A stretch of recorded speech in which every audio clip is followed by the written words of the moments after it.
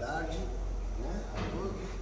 Esse aqui nós estamos mostrando uma lareira com 2 metros de largura por 1,80 de altura, né, uma lareira feita sob medida especial, toda ela em chapa de navio. Uma lareira que tem, né, uma duração aí que provavelmente a nossa geração não termina.